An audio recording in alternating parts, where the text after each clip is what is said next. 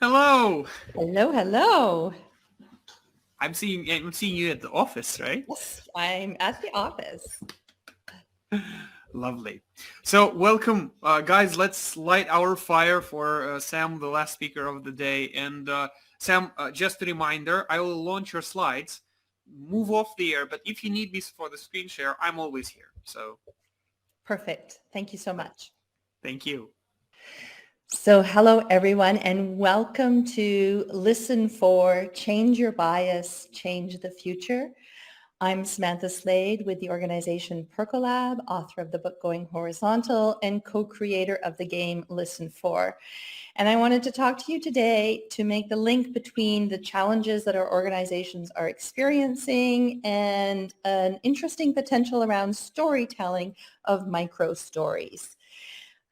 So what I'm going to do to start off is I'm going to be sharing some of the key challenges I think our businesses are experiencing today. But before I share, I would like you each to connect with that question.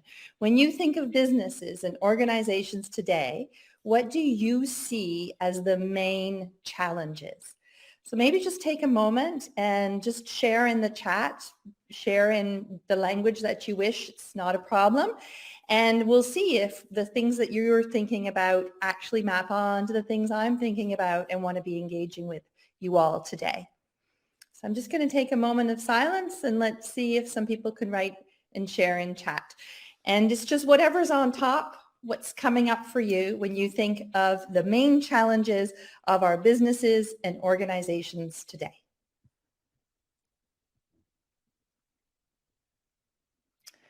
Beautiful.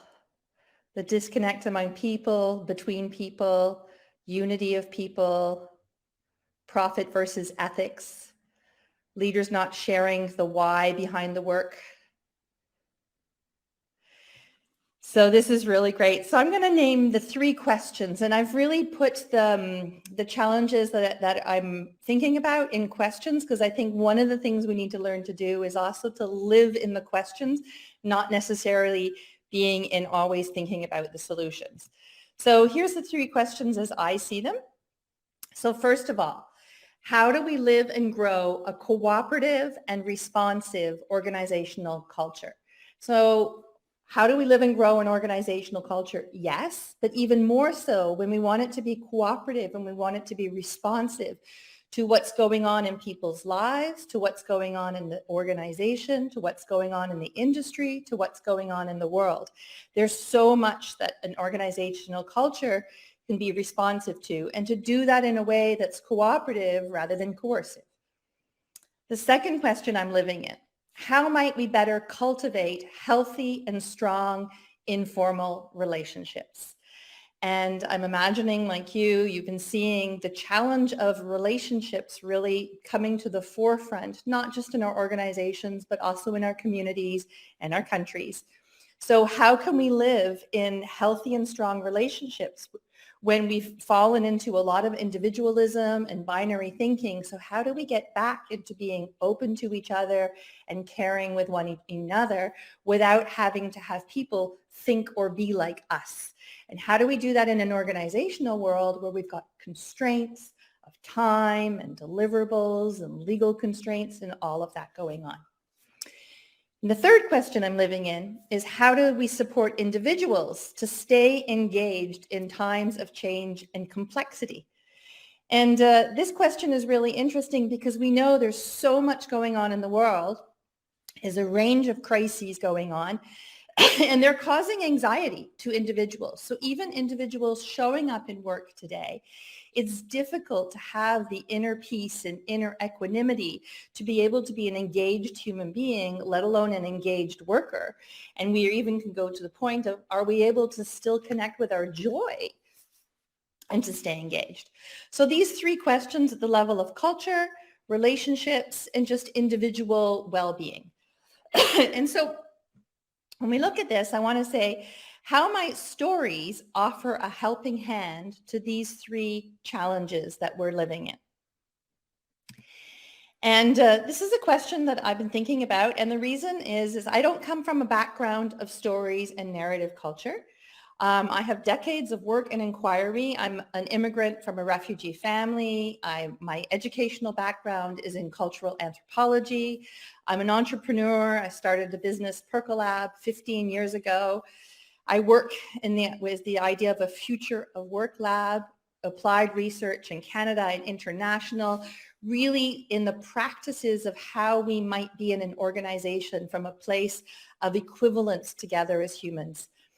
I authored a book called Going Horizontal a few years ago, did a TEDx on the future of business, and I teach at the University of Montreal on learning design for system change. So I've been really thinking about the legacy cultures we have that are really coming from a world where one dominates over another and how we're trying to move into a world that's more relational based. And so how might we do that in an easy way? And I was happy with the book, but the book really speaks to people who are kind of already interested. So I was like, how do we open up and reach beyond people who are thinking about new forms of management or organizations and just wider? And something very simple emerged. I came up with a game, and the game is called Listen For, and I'll show you it here.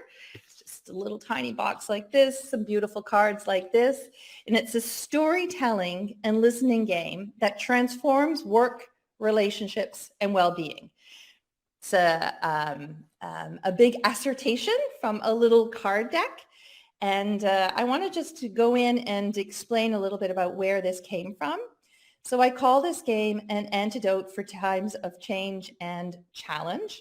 And this is a photo of us in my office right here playing with colleagues, because it's a game that is we use with not just our clients and in different events and gatherings, but we use it on a regular basis ourselves as well. So this game comes from a blend of 3 simple ingredients that when they go together, they create magic. And I'm going to give these 3 simple ingredients.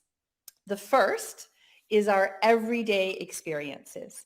So every day in our life, in our organizations, in our communities, in our families, with our friends, we're dealing with a huge source of complexity. And we can learn from that complexity from our everyday experiences. Yet somehow we struggle to tap into it because life is going so fast. I can barely remember what I did yesterday or the day before or the week before. So though our everyday experiences have a huge potential for us to be learning how to navigate and face and live in complexity, they kind of just disappear. We struggle to stop and be with them because everything's going so fast. The second ingredient, of course, is the power of stories, and that's why we're here today. And so we know, I don't need to tell you this, our brains love stories. They help us to open up to each other. They help us to connect. We actually, we know this intuitively, and we have the scientific data about how our brains light up, how we connect to the other person, how we have empathic learning, all sorts of things that happen with stories. And the third ingredient is quality listening. So we've got everyday stories, everyday experiences, the power of stories, and quality listening. So when I talk about quality listening, I'm using here from Otto Scharmer of MIT. He talks about 4 levels of listening. The first level is I'm just confirming what I already know. I listen to the other person to go, oh yeah, I knew that. Yeah, I knew that.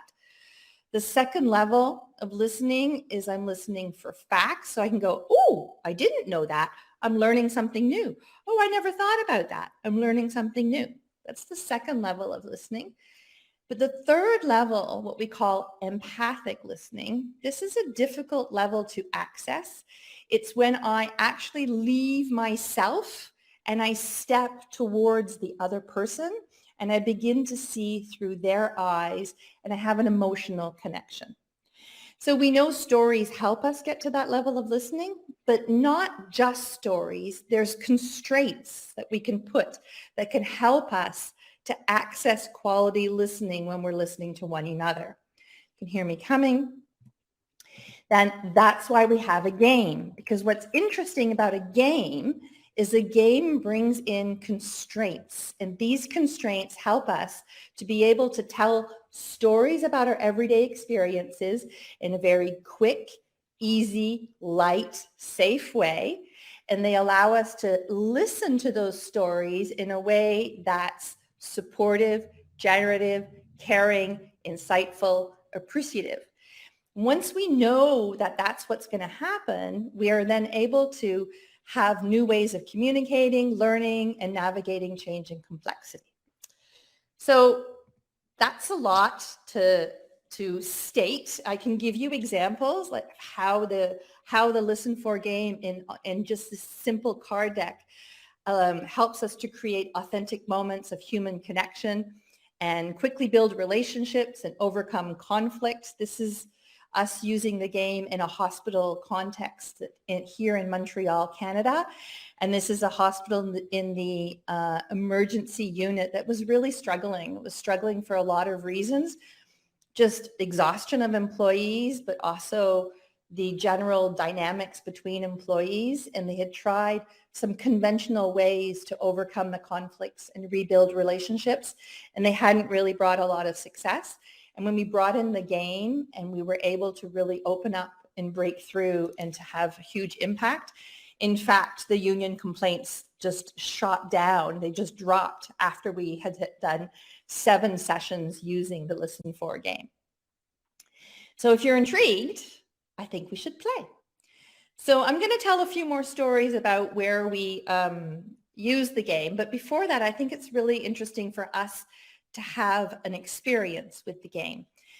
Now, we are online in a webinar, so it's not going to be us going into small groups and playing, but we can have a collective experience of the game. So there's 2 kinds of cards. There's the storyteller cards that you see here, and there's the listener cards that you see there as well. So if you go on with the QR code, you should be able to go and pick up a listener card. I will be the storyteller, and each of you is going to have the experience of listening. And so if you use the QR code or the link, and the password is story to get through the link, you just scroll down until you see the listener cards, click on a listener card. And if you use Google Translate, you'll be actually able to have the listener cards show up in Russian or any other language anybody would like today. And we'll all be on the same page. So I'm just going to give a little moment to make sure everybody's got a listener card. What's going to happen with listeners is you'll see at the bottom of your card, we have a little bit of instructions. I'm going to share a story, and you are invited to listen to that story, not in your usual way, in a different way. So your card has a theme on it. For example, the card I have is trust and vulnerability. And so I would be listening to the story from that specific theme. And I just listen quietly. I'm not speaking anything. I'm not writing in the chat. I'm just receiving and listening from that theme. After I've finished telling my story, I'm going to invite everyone to put in the chat what your card was and to share something back to me. No advice, no critiques, just simply what we call mirroring. So what did you hear from this theme in my story? Either what you heard directly, indirectly between the lines, what you heard even by my visuals of how I'm moving my hand or how my voice changes. Or you could ask me a question based on that theme, or you can offer me an image or a metaphor. But the idea is you're offering the storyteller a gift of sorts. It's a listening gift. And me, I will be picking a storyteller card. And my job is to reach into the last day or two, no more, the last 48 hours, and find a story of my everyday experience and to tell it live. So no preparation. It's not the great story of my organizational culture. It is a story that's good enough for now to share. And I do not even need to understand why that's the story I'm picking. I'm just kind of, the story that comes up when I pick the card is the story I'm going to share. And there's a real intention with this. This is the goal of this, is to help us share our everyday stories. So I'm going to go here, picking a card. I have decision making. So my storytelling theme is decision making, deciding alone or with others. Share a 2-minute story about a recent example of a proposal or decision you were part of, no matter how small. So I'm just going to take a moment. And I'm going to tell you a story from just 2 hours ago, in fact. So if you've got your listening hats on, I'm just going to give it a couple of, it'll be a minute or two for my story. So this morning I work with Percolab, and we are an organization that exists in multiple countries in the world. And this morning we had our international stewarding meeting. And there was people from 3 countries showed up today. And I had a proposal, and I had kind of prepared it, but not like really well. And my proposal was that a new Percolab from a new country is interested in developing a Percolab there. And I wanted the international stewarding team to agree that this other Percolab, this other company is exploring to become a Percolab company. So I made a proposal, and I said, so that this company enters a period of 12 months of exploration with our international network to see if they are a match to join the international Percolab community. And I put that in the center. I thought it was an easy enough proposal because I've been talking about this other company for a while, so people knew about it. And so most people were fine instantly. 2 people had a little bit of reactions to it. One was about, well, what about the legalities if we explore? And the other one was about, are we getting some international business advice support for doing this better than we've done with the ones prior? And I could feel in myself, I just wanted the proposal to go fast. I like to work fast, think fast, act fast.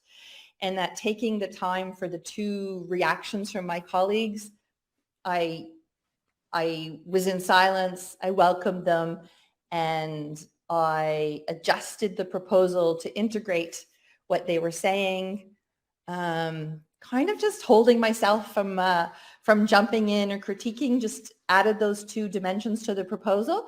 And then everybody put their thumbs up, and we were done. And in the end, it probably took about 40 minutes, maybe a bit more time than I'd initially planned, but with a feeling of collective alignment that really felt well. And that's my tiny story from this morning. And I'm going to now let a few of you respond into the chat. What was the listening lens that you had? And what is something, just one small thing you would like to gift me back as a mirror, as a comment of something you heard or noticed or saw?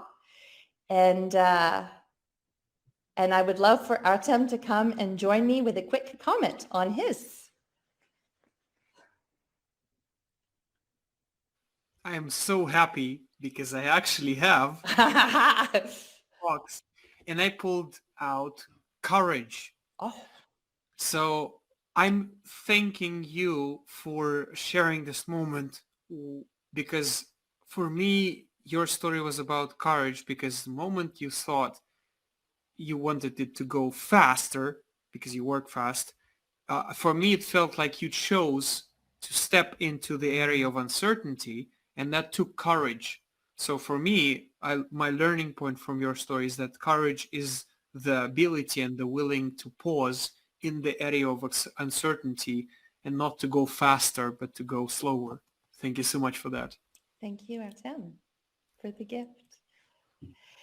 And if there's anybody else who'd just like to share even what your listening lens was and any other just a little thought that you have from what you heard. And what we're doing here is what I want you to notice is we're not sharing, I didn't share the big story of my organizational culture. I shared a story from today. And I can tell you that just by stopping, pausing, slowing down, and sharing that story is helpful for me individually. Thank you, Nick. Equitable and fair. Some folks like to work fast. Some folks work more slowly. Both can be very useful. Thanks, Nick. Somebody had hope. You expressed the feeling of collective alignment. Although yet there is no validation, I feel that you trust in the best outcome. That hope is important for anyone to cultivate. Somebody heard passion for my job. Somebody had the lightness card. I heard that Samantha did not worry for a long time and decided to continue. Oh, ease and flow. That probably is card. That's beautiful. I love it with the translations. Somebody had a card of creativity. It's nice to step back and listen to the ideas from all and to move forward together. So I'm going to stop there. You can continue in the chat, but I'm going to bring this in. When we play the game, the storyteller shares, I receive the gifts back from the listeners, and then I close up with how am I leaving this round? And I want to say, one, it feels good just to stop and take a moment and be with what happened this morning, because it was a big decision we made in the end. And it also helps me to see that we did it well in a way that take care of all of what's going on in our field and our different ways of functioning. And so I did well just to be in my silence and patience. And I hadn't noticed it as courage to do that. So I like flipping my thing of thinking it about patience, impatience to both courage and flow and ease. It feels it feels sweet. It brings a sweetness to it from sharing it and receiving back from you. And that's it. That is the game in a nutshell. So if we were 4 people in a group, it would go to the next person who would tell a story and then receive the listening gifts, and then the third person, and then the fourth. And we would all have a turn. And what this does, in a way, is it helps us to both, I'm going to give one more card. Somebody had emergence. Yeah, that's really great. Thanks. Okay. So if we go back to the 3 questions I just had and we see what just happened. So I shared a story, and in it, the listening cards are not neutral. The story teller cards actually come from the book Going Horizontal. So they're really having us think about different aspects of organizational life, decision-making, autonomy, transparency, that are really, really critical to work through with more consciousness and care. And so telling those stories and honing in on that theme is helpful. But the listening lenses are really coming and giving appreciative. So what I'm doing is the cards are protecting me so that I feel that I can open up and share more authentically a story it's not a fancy story. It's not a fabulous story. It's not a great story. It's not the best story. It's not a super well told story. But because I know that nobody's going to come and critique me and advise me or debate with me, I know I'm just going to get a gift of listening. It really makes it easy for me to share a little tiny story. And the more we tell those tiny stories, the more we're living and growing our organizational culture. And we're doing it in a way that's cooperative when we do it with these listening lenses and storytelling. And we're also developing our capacity to be responsive, because I didn't get to plan my story. I didn't get to write out how I was going to tell the story. So I'm just being in the actual rush of organizational life, and I'm practicing being able just to reach in and to take a moment. So if I want to give an example of another place where we've used the listening for game, and it's really helped to work through organizational culture challenges, I'm going to share this example here where I'm working with the Canadian federal government right now with one group. So I'm working with a team, and they want to have more distributed leadership. So they're really interested in working with more co-management ways of functioning. But they're a federal government. They're a huge part of a huge government bureaucracy. So you can imagine how hard it is to do this. And so it's been really challenging them. And so at one point they said to me, we need case studies. And so I went with another person that we've been working with for over a year in their organization and invited him to come and tell a story of their organizational culture that has distributed leadership with this other organization, the government, to help them just be in thinking together. So David Kaiser that you see in this picture here, he's a medical physician. He works for public health here in Quebec, and their organization has been developing collaborative management and ways of working. And he dropped in, and he, instead of being like a panelist or doing a formal Q&A with a bunch of people he didn't know, instead, I said, David, come and tell a story. And I said, David, did you want to pick a card beforehand? And he said, no. Life moves so fast. I can pick any card and tell a story from that week. There's always things happening. And I could tell that he's really integrated the responsive culture. So he turned up at this government meeting, not knowing anyone. He picked a card, and he really shared about some juicy, crazy things that went on the day before. And he shared his vulnerable self-doubt. He shared his feeling that his feelings of doubt. He shared a lot of his inner world. And then he shared what happened and how it went well and his kind of learnings and insights from it. And I was really thinking that the reason David could share so easily, so tenderly, so authentically with a group of people in the Canadian government that he'd never met before was because the game was giving him the safety, because he knew, what did he know? Nobody was going to go, nobody's going to challenge him or debate him or any of that. He knew he was going to get the kindness of listening gifts after he told his story. And so that gave him a capacity to tell stories he wouldn't usually tell. So after the storytelling, I asked people who participated how they felt. And they said they felt enlightened, hopeful, optimistic, grateful, reflective. It was cool to see from an outside perspective, reoriented, tickled, cautiously optimistic, patient, less isolated, inspired. And I can tell you that this group, before the storytelling, was struggling.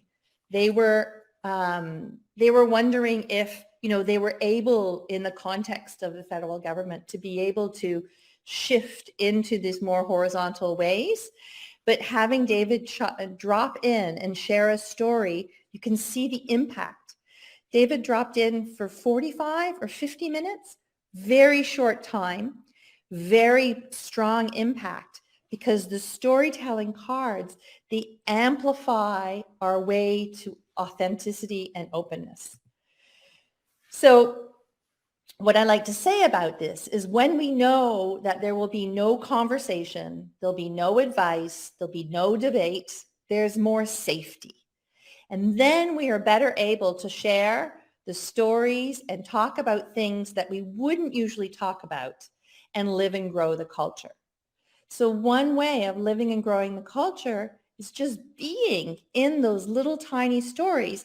And you can see in this context, we were using them across 2 organizations to support culture change. In the same way, we could use them across 2 teams, within a team, with stakeholders, with merger, but not necessarily the big stories, just the day-to-day little stories. And I go to the second question I was holding. So the second question was, how might we better cultivate healthy and strong informal relationships? So how might we leverage everyday storytelling with quality listening? So when I think about me just telling a story with you just now, we're limited on how much we can develop our relationships because I don't see you. We're not in the same room physically. We're not even in the same room virtually because we don't see each other.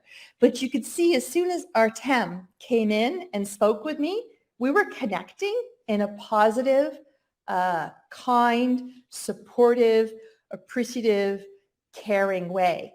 And that was happening because of the quality listening he was offering me.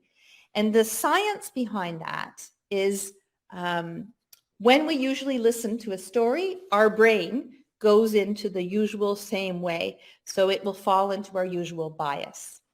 And so we struggle to get to that third level of empathic listening. But when we have a card, our brain can't go its usual pathway. The theme that we're listening for invites our brain to go to fresh new ways.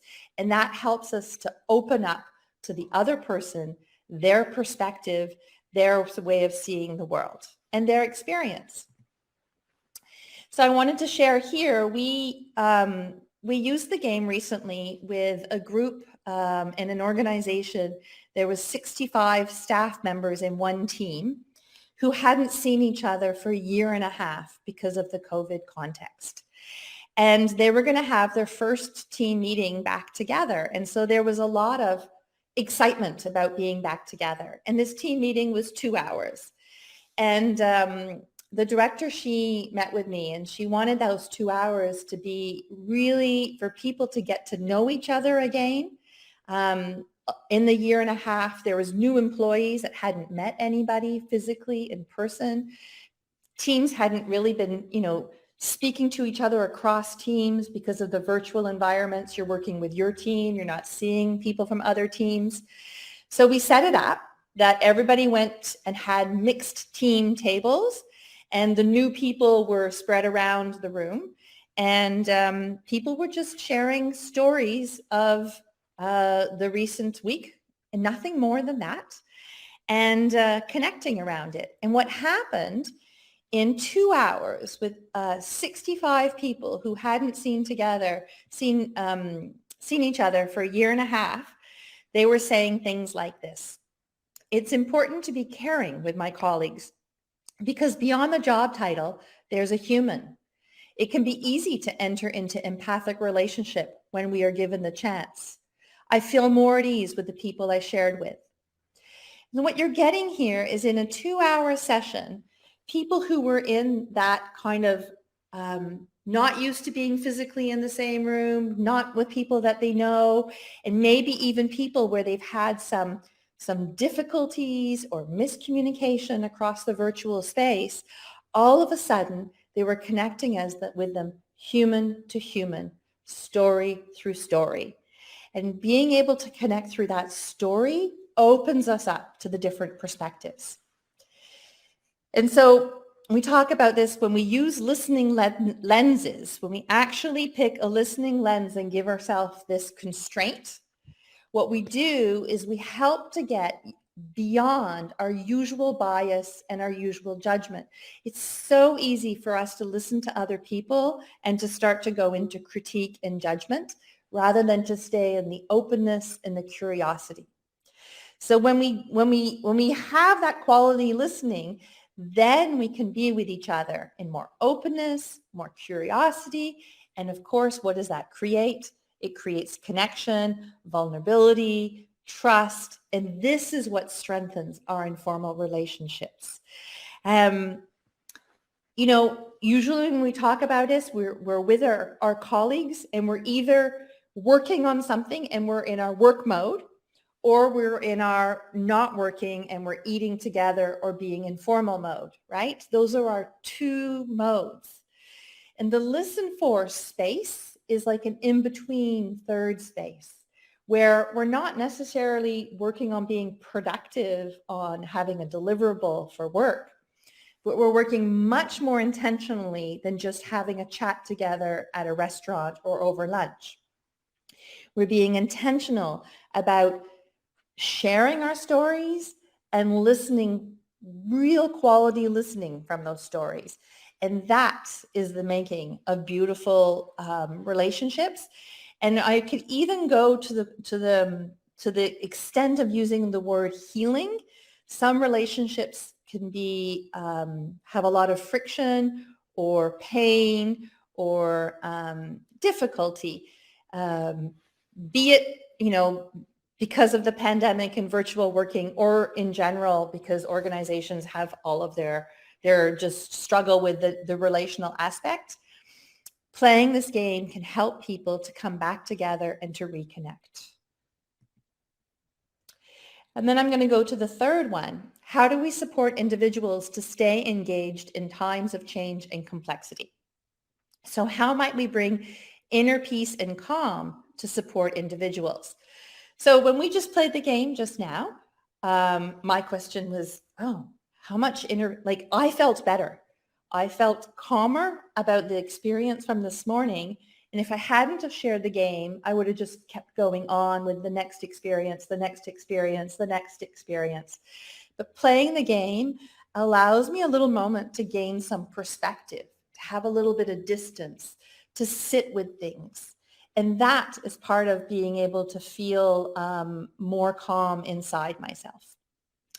So again, I want to share an experience of when we've used the game recently with the intention of exploring how it can help work in complexity with this idea of calmness. So a few weeks ago, I was at an event where public health doctors were looking at maybe what's their role in the climate crisis. And we all know the climate crisis brings us anxiety like other crises. And the idea is something as small as sharing little stories and having little bits of listening. Can that make an impact in our capacity to face the complexity and to participate in it? Because it gives us more inner calm, inner strength, inner optimism, inner hope, inner capacity to persevere. And so after we played, again, we played with the doctors, 25 minutes. And this is some of the comments that came after 25 minutes. It gives perspective. It helps bring us into solution mode. So get out of feeling overwhelmed and frozen. It feels good to share and open up to others. Listening is nourishing. It's really interesting how these are the comments that come out when we start to connect. Our capacity to really share stories and our capacity to really listen to each other as human beings can actually give us the feeling of inner peace and well-being. So I like to say when we share our everyday stories, not our most amazing stories, just our little everyday stories, we gain perspective and we feel accepted. Then we can reconnect with our inner peace, our calm, our well-being, and stay engaged in times of change and complexity. In fact, we've been getting data on playing the game, and so I wanted to share a little bit some of the data that we have. The game is very new. We've been experimenting it just the past year. Almost 5,000 people have experienced the game. And the most common reactions that we've gathered data on, so far we've gathered data just on 20 games with 350 people, not with all 5,000.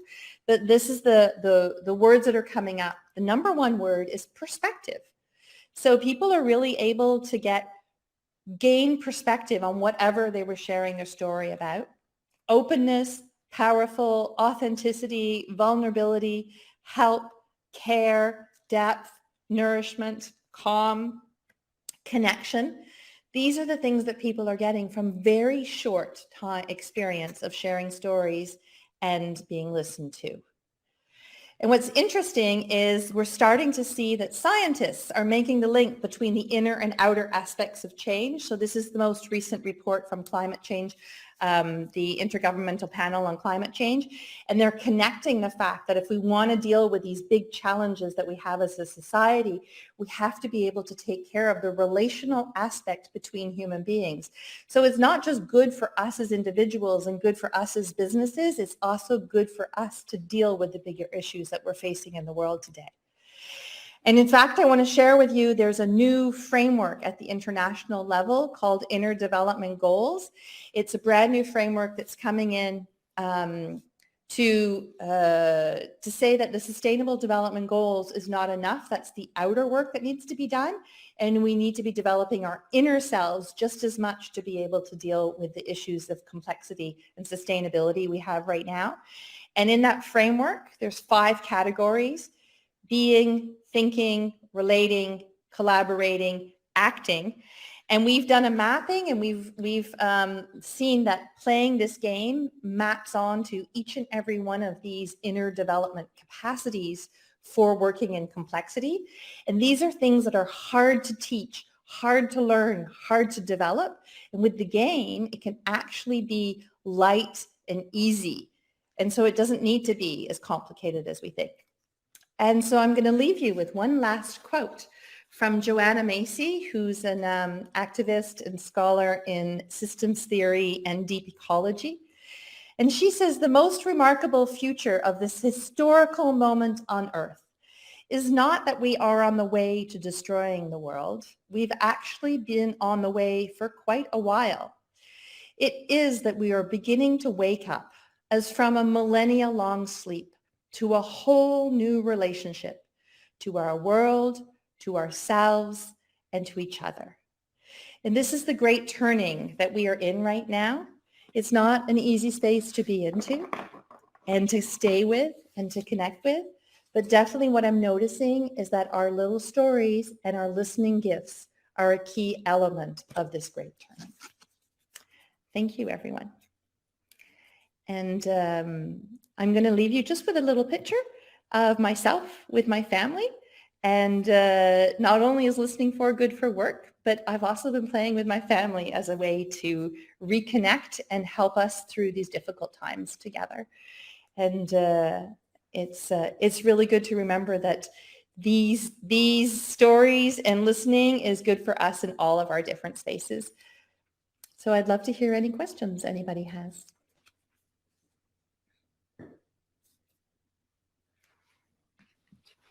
Sam, while we're waiting on the questions, thank you so much.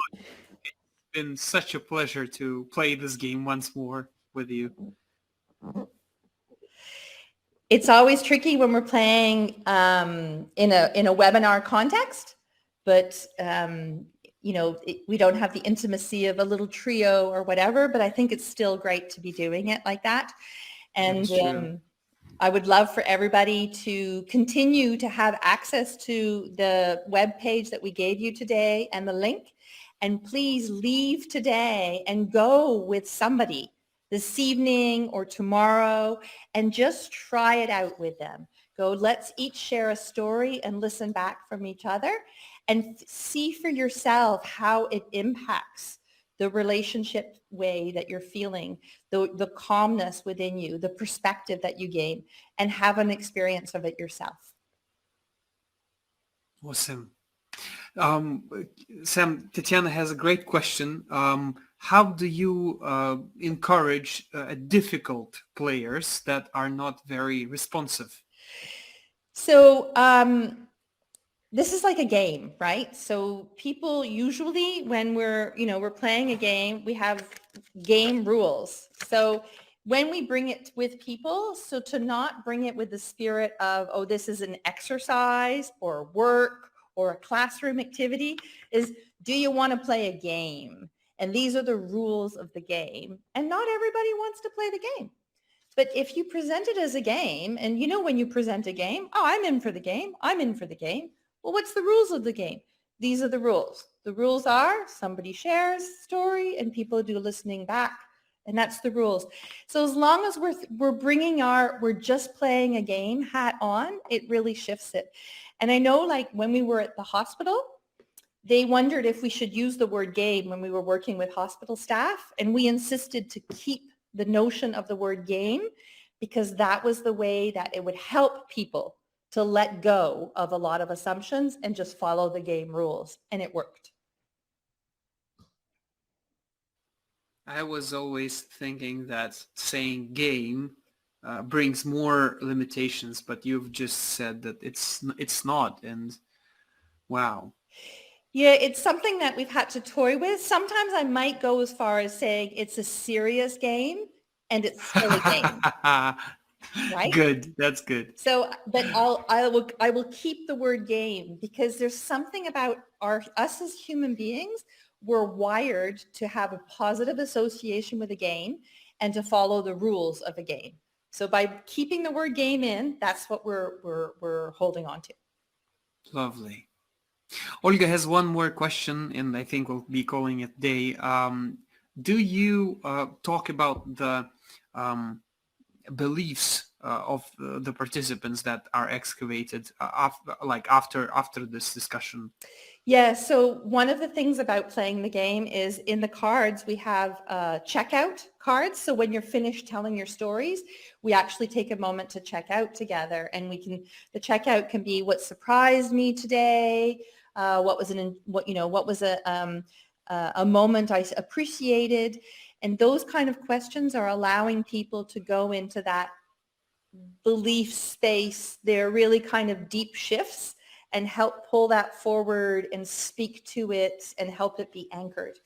So when actually within the game, it has that embedded within it, a little closing round with a closing card, still in game mode and helping that happen. Awesome. Yeah. Thank you. And I guess there is this one question by Tatiana. I actually know the answer because I was on the course of facilitating Listen For. So so if the question goes like this: if someone is having a hard time telling a story or giving feedback as a listener, do you help the participant with any kind of questions or etc.? It's a really, really good question. I'd love, Artem, for you to give a go at answering that from the... I love how you gave us an example of playing as a fish tank beforehand, where two people play, they showcase the process, and afterwards, when people see that it's easy, they understand that it's not feedback, it's feedback. It's easier that way. So that's just one option I could offer. Yeah, so often it is true because we have such a loaded association with this notion of feedback. So I actually, I use the word of mirroring back instead of feedback. So I'm trying to keep clear of all the negativeness we have around feedback, when feedback should be positive and we should desire it because it helps us learn. But by calling it mirroring, it's maybe taking us away out of that. And sometimes if I'm with people and they're struggling either to find their story or for what they might say, the only thing I would do is say, would you like some help? Nothing more. And so if they want sometimes it's just they need an extra moment. And sometimes it's about feeling safe enough, right? So just a little bit of time so they can feel safe. But really nothing more than would you like some help? Awesome. Sam, it was unbelievable. Thank you so much for such a closing of the evening. But I will not let you go until you answer my final question. Yes. So I know you are not, like you said, you're not a story background person, but I want your opinion on that one. So a culture forms the stories we live and tell, but the stories form the culture we live in. So what came first in your opinion, culture or stories? The background is cultural anthropology, though. Yeah, well, yeah, I'm not, didn't want to, you know. So when we deconstruct what story is, for me, story does come first, because story is simply sharing to another person. So when I go, oh, this morning I had, we made a decision, I lived the experience and I shared it to you, I'm telling a story, right?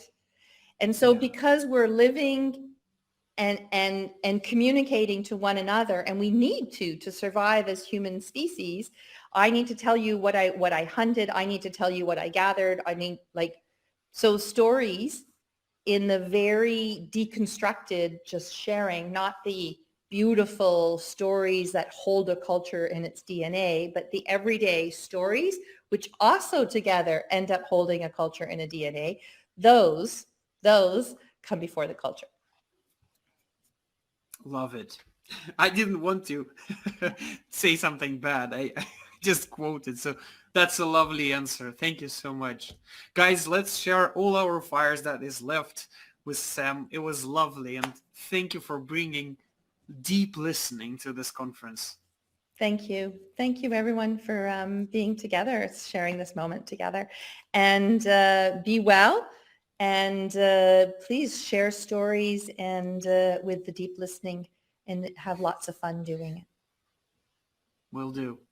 Thank you so much. Bye.